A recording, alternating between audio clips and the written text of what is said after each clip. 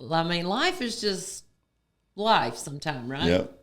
I mean, things come and, situations, circumstances, trials, surprises, right? All those kind of things come Yeah, I along. think we carry this mindset that we want always everything to be. If everything was just so, then everything will be okay. But that is not life. Going through life, you deal with stuff, right? Man, you talk about in sickness and in health. Think about places where there are issues, health issues that people go through that they had no sense of awareness. Didn't plan on it, right? But here's the thing that I hope we can come to, that we recognize, that in everything that we can find a place to settle. Yes. That we can find a place. Find contentment. Yeah, we encourage you today to find a place. All right, this is where we are. We know our commitment. We're content regardless of our situation.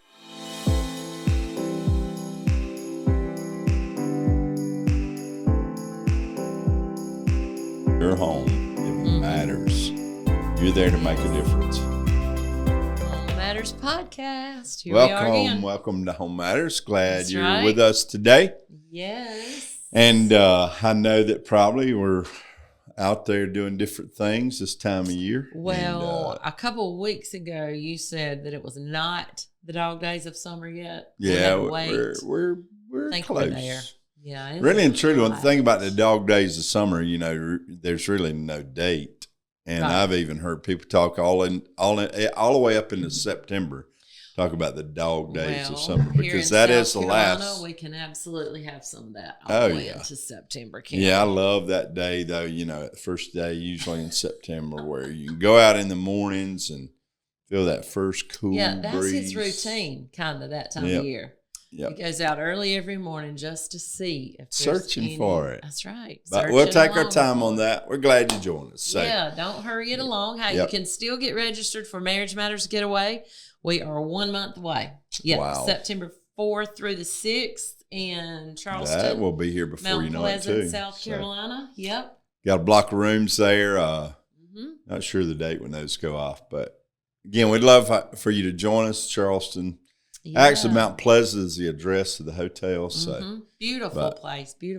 Now it may be hot. How many of you know, as we get into our topic today, how many of you know there are times when you deal with the good and the bad? Somebody said it this way: the good, the bad, the ugly. Yeah. And everybody deals with that. We deal with things. I don't deal with ugly. Not in my marriage. No, I'm talking about. When I say ugly, if I use that word, I didn't really use that word. But if I use that word, I'm talking about life that is ugly sometimes. Yeah, I life know what you mean. Can be. I was just aggravating you. I was trying to give you a compliment right there. Oh, you telling me? I never deal with ugly with you. I thought you meant you are never ugly, because that's what I think. You are never ugly. Well, we're just kind of jumping on that fact that, I mean, life is just life sometime, right? Yep. I mean, things come and, situations, circumstances, trials, surprises, right? All those kind of things come along. Yeah, I think we carry this mindset that we want always everything to be. If everything was just so, then everything will be okay. But that is not life. No. It rains on the just and the unjust. The Bible says that, right? There are times that life just kind of turns at you. And again, in relationships, you have good days and bad days. And, that's just the reality. And sometimes we just have a hard time settling with that. And I think it can really serve as a stumper. Can I use that word? Stumper. A stumper for relationship. A stumbling block. And especially in marriage, I think it can, and making sure that we do maintain some sense of recognizing. I do know that that we see many places, many different places we could go in Scripture that show the ups and downs of life. Absolutely. If it's, some of the old, you could go to Moses, or you could go to David, or you could go to even saw back then where, there were these moments where everything is on the up and up, and then other days. You can look at Jesus and see that, right? Oh, definitely. Go to New Testament for sure. Yeah. Find the same thing happening there, days when it looked like everything's going well. And we have those in relationship, right? And I think what we're saying today is we really get in a mess sometimes when we run into those tough times. Yeah. Yeah, and I use this passage a lot, but it's Philippians 4, where Paul, again, New Testament, says, I've come to this place that I've learned that whatever state that I'm in, I can be content. Yeah. And he goes on to say there in Philippians 4, he said that means in the times that are, where I've got plenty, are the times that I have nothing. The times that I'm on the mountaintop, and the days that I've been abused. He said, I've learned to be content. And I think that's something that we deal with on a daily sometime. I think that we live in this place where it's easy for us to forget, especially in marriage, where we started and how we started, and even what we committed to from the beginning. You're talking about like wedding vows that we committed to? Yeah, we did. We made vows. And but everything was going pretty good right then. That was a good day, right?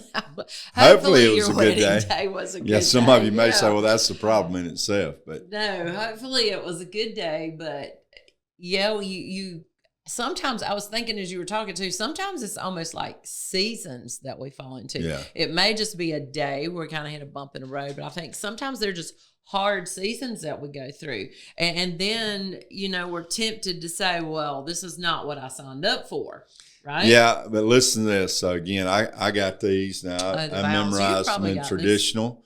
But again, it says in our vows there that we make, it says, usually a guy standing there and says, I take you, Eric, take you, Gino. That's the vows. That's the way they go. I like it. Keep going. It says, take you to be my wife. Yes. To have and hold from this day forward. Then it starts as for better, for worse, for richer or for poor, in sickness and in health. And, there's those contrasts there that are made in our vows. And I think that every one of us know what it's like to be in a place, or most all of us probably know what it's like to be in a place where, it's better or it's worse. That means there's good and there's bad, right? What about the... I know. Oh, go ahead. Well, I know what it was like. I know what it's been like to have much and have little. Yeah, the richer and the poorer. Absolutely. There were days, I know, our early years where you talk about pinching pennies. Trying to pinch some pennies to go to the grocery store, right? Did you ever think this is not what I got it? I got in this thing for? Yeah, absolutely. You felt that way? You felt like I was not providing enough? Oh, no, that's not what I'm saying. You were poor pretty much at times. Yeah, I was. No, that's not what I was saying. I was saying, when you dream about what your life together is going to look like, before marriage, what are we thinking about? We're thinking about all the upside of everything, right? Yeah. You don't really settle into, okay, we're going to be married one day and have nothing. Come on now. You never were at a place that you had nothing. No. But we did know what it was like. We were living on love. Yeah, baby. We were. But we did have Still little. do. Yeah. And not having a lot of resources, kind of in the stress and the strain of a lack of financial resources. Mm-hmm. We know what that's like. We do know what that's like. But I can say as well that didn't waver the commitment or my love for you. Ever. Yeah. It was just one of those hard times where you do have to go back and say, look, it's about this commitment I made to this person. I didn't make a commitment to, all the situations and the circumstances. A big part of that, though, is remembering, right? I think that yes. we do that just kind of out of rite and ritual, and again the ceremony. Saying those vows. Yeah, and Most I couples, think they're it's not even I half think it's conscious, good. I think. We had a wedding not too long back that they had 2 little booklets, and they wrote their own vows that they made to each other, and I they have remember those that. 2 little books now that hold they on can to keep it. from now. I think it's easy for us to walk away and remember.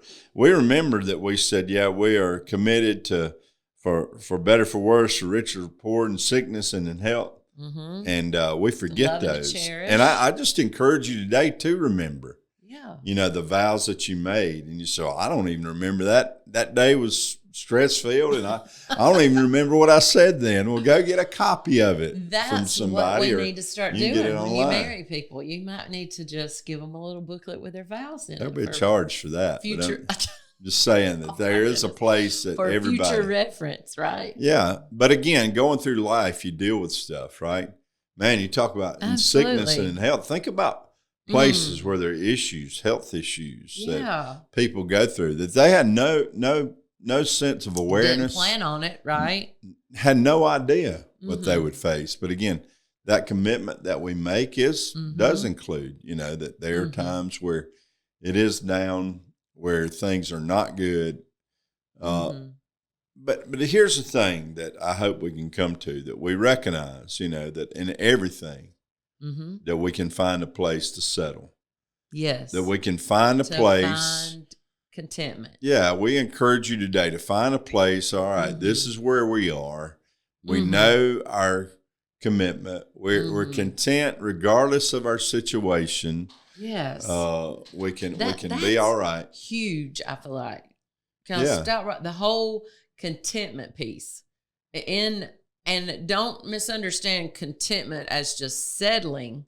I think we always need to be striving and pushing for everything that God intends for our life, our relationship, our love. But at the same time, I think we live in a culture that just lacks contentment sometimes. Yeah. We're just always pushing for more or the next thing. Yeah. And we have to find that place where we're content with the place that God has us in right now. I think, though, that what happens is I think circumstances and situations begin to dictate, the way we feel about life, the way we feel about our marriage.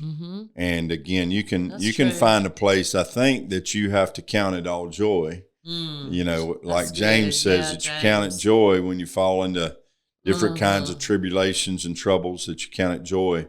Growing me up some, right? and realizing even that there's a point in your life that, man, how my response to that or the way my attitude or my disposition about life and about my spouse, about my family, about my kids, that really is going to determine really the outcome of our life. And I think when we get sour or bitter or angry or frustrated, and that becomes our kind of persona. Yeah, that just becomes an attitude we do everything our disposition, with. Our kind of MO. We just become negative. The just down on everything. And I think when you adopt that kind of attitude, like what you're talking about, when we come into a better day, we're not even there with it. Because our attitude is stuck somewhere else. I think. Yeah, we just become cynical about everything. Yeah. Yeah, it's good today, but it'll be wait till always tomorrow. Expecting the worst, the poorer, the sickness, right? Always expecting that side. Yeah, and I think that there is a place for all of us as couples, as people, that we can come to that, we do have the good and the bad. You're going to deal with that. That is part of life. That is reality for us. Yeah, and I don't know. Maybe just today is a day that maybe there's some people come along that pick this up, that you really need to hear what we're saying, that you can find a place that regardless of your circumstances or your situations, I always say it this way, if you want to be happy all the time, probably not going to find that. You can have joy all the time. Yeah. But, I've always said if you're happy, it depends on your happenings. Yep. what's happening to you. Mm-hmm. So again, we'd encourage if you get caught in that, then this is life, right? Oh, no doubt. Because the hills and the valleys are coming. And life comes at you in so many different ways. You know, there's so Mm-hmm. many different directions. I mean, we So can talk about any of these, you know, the better or worse. There are a lot of better or worse situations. You can talk about money for sure. Absolutely. You know, one of the top three, I think, of dividers as far as marriages are concerned is financial stress. And, you know, if you're not careful, you can get really frustrated with your situation and your finances. And before you know it, it's eating at you and tearing you apart. And it's like you've forgotten the fact that you're in this thing together. I think that's a great point. I was just sitting here thinking it. If we approach all of these situations, the better, the worse, the richer, all the things we've talked about, if you approach those together, though, Yep. I think that makes a difference. When we're in that place and we begin to point fingers and we begin to accuse, or, you know, it's this one's fault or that one's fault, and forget that we're a team, and whatever we're facing right now, all the situations, we're doing that together, finding contentment together, you know, focusing on the things that are right. That's right. Because even on the bad days, man, if your attitude's sucky, can I use that word? If your attitude's sucky, okay, well, if your attitude sucks, then like you can't see the light at all, even if it's there. So I think if we can, as a team, approach those things, even in the bad days, and find there's always something good you can find. Yeah, and I think for that to happen, though, I think in reality, it comes back to us really, and most people out there listening, probably followers of Jesus. You know, it comes back to really saying, all right, I'm going to do it his way. We'll take on his mind. And again, go back to Philippians again, in Philippians 2, where it says, have this mind in you that's in Christ. And again, as you read that, you find out that he really gave himself, that he emptied himself. He became obedient. He humbled himself. He gave up his throne. He gave up royalty, the splendor of heaven, and took on a man's suit, took on humanity. And when we look at that again, what it has to say to us is that somewhere or another, for us to recognize the importance of our relationship and the importance of other people in our life, I think you probably have to come back to that place where you take on his mind. And that is, you help us, Lord. Don't think maybe so much of yourself and your own satisfaction. I think when we can do that, I think in our own lives, in our marriage, I think if you can come to that place that you just every day, you'll be better if you'll just not be selfish. No, again, I know I do better. Eric. I do better at everything when I can just kind of lose myself. You know, Jesus said you want to gain.